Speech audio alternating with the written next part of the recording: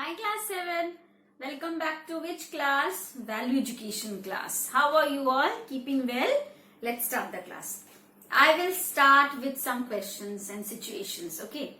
Tell me, suppose your teacher punishes your friend for being late. Okay. And excuses you because you live far away. What are you going to do? Is it okay? Do you think it is acceptable? Second situation, you have been asked to buy gifts for all your classmates. Okay? You pick expensive gifts for your friends and cheap ones for others. What you should have done? So in these two situations, when your friend is being punished for being late and because you stay far away, you are not punished, do you think it is fair? It should be done? It shouldn't be, right? Now in the second situation, when you have been given a responsibility to purchase gifts for your friends, classmates, you purchase the good ones or the expensive gifts for your friends but cheap ones for others. Is it okay? You should have purchased what? You should have purchased the gifts range equally, right? The amount should be equal. So here we start the topic called playing fair. Okay? Our second chapter. What does it mean? What do you think, Riddha? Playing fair means what? Now, being fair means being just and impartial. You cannot be partial to anything. You need to be just. You should be impartial. What qualities do you find in someone who is fair and just? What qualities do you think or should that person have, or you find out when a person you feel is fair and just? What do you think, Sajid? Say, if I am to give you the answer, a fair and just person is always first and foremost impartial. Values what? To justice. Allows and follow his own conscience. Whatever comes to him, he doesn't accept that. Whatever he thinks or the conscience, what he feels is correct, he tries to accept that.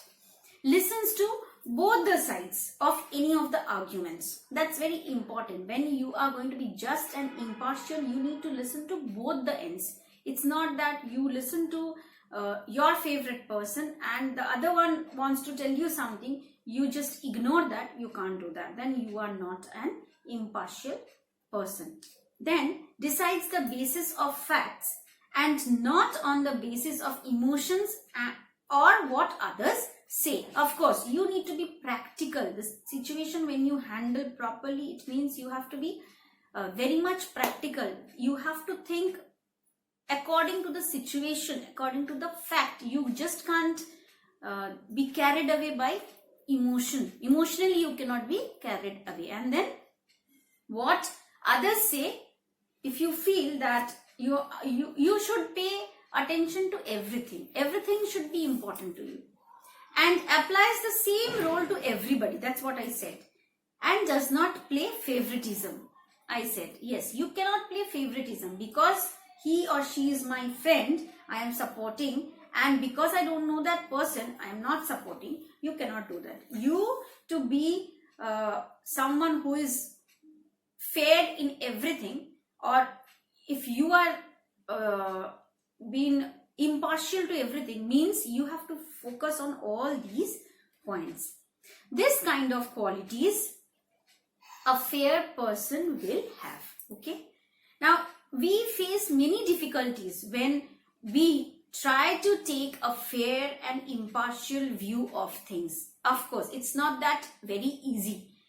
So, what are the difficulties we face? According to the situation, what are the difficulties we can face? Maybe, say suppose we face negative criticism. Then we may be isolated. we may lose our friends. What does this mean now? We may be isolated means maybe in a particular group you are isolated. Nobody is talking to you because you became a person who is impartial. So you face this difficulty. Negative criticism means others can talk behind you or can tell you negative things. That also you have to accept. So what do you think why we need to be a fair person? Why it is important to be a fair person? Do you think at all we need to be a fair person? And in your life, why is it important? Like, you can speak whatever you want and whomever you want you can support. But why this topic is there? We need to be fair person. Why? If I am a fair person or a fair being, then no one suffers because of any prejudice. You have already learned what is the meaning of prejudice. So, if I be fair, then I am not hampering anyone's life. No one is suffering due to prejudice. When you are impartial, when you are being impartial, then everyone gets an equal chance. No one gets injustice done to him or her. Fairness requires us to treat others equally. If I am having the right to speak, you are also having the right to speak. In any of the situation, if I am not given the chance and the other one is only getting the chance, means that is not a fair act. Okay? So to be impartial, just, you need to follow all these points. Very important. A fair person should be very much particular about what he or she sees. So you need to treat others equally. If you treat others the way you want to be treated, you will never be unjust. Right? A fair person applies the same rule to everybody. Doesn't play any favoritism. It's very natural. If you are a fair person, for you all the rules are same, and for everyone you will make the same rule. You will never change the rule for others, right? So that is more important. Okay, next, now you tell me, has there ever been any mistake when you were treated unfairly?